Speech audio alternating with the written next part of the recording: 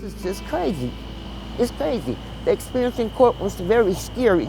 It's frightening. It's frightening.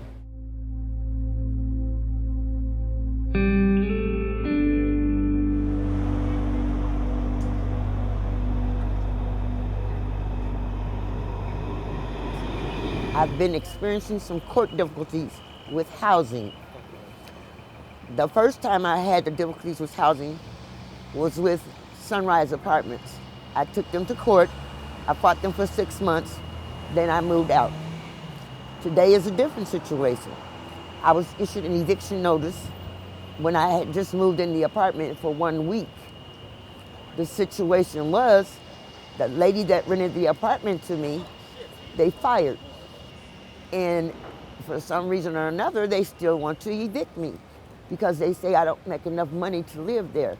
I'm getting ready to go pay their rent again right now through legal aid, but you're saying I don't make enough money to live there when you had the money for me to move in there. So how is this situation possible? You can accept it through the courts, but you can't accept it from me.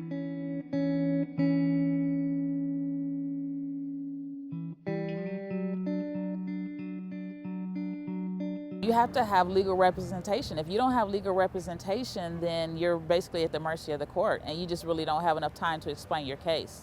Housing court goes very, very fast. You have only probably about 3 minutes to state your case and get it deciding against you. When you go into the court, it can be very intimidating because when you're in front of the judge, then 9 times out of 10, if you're low income, you don't have legal representation. So the property owner on the other side usually has representation. So it's just the scales are tilted in the favor of the property owner.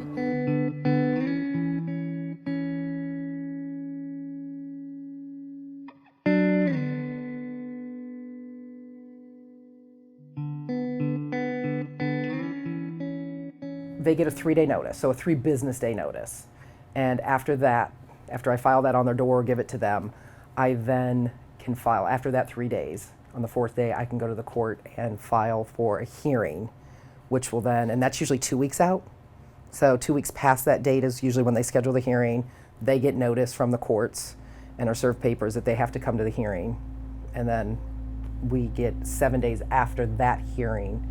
If they actually grant the eviction, then 7 days after that, they have to be physically out of the building. Pretty much a month process.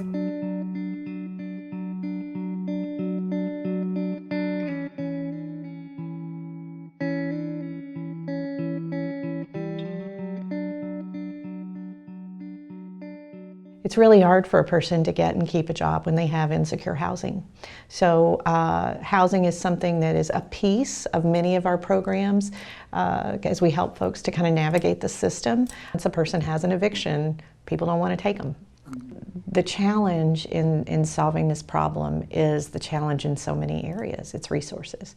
There aren't a lot of places for people to turn to when they're faced with an eviction notice. And I think that in our community, we have to really guard against thinking that people live in poverty because they make bad decisions. So whether it's through a program we offer, through our agency advocacy efforts, or through the personal advocacy of people like Marsha White, Easter Seals cares very deeply about housing in our community.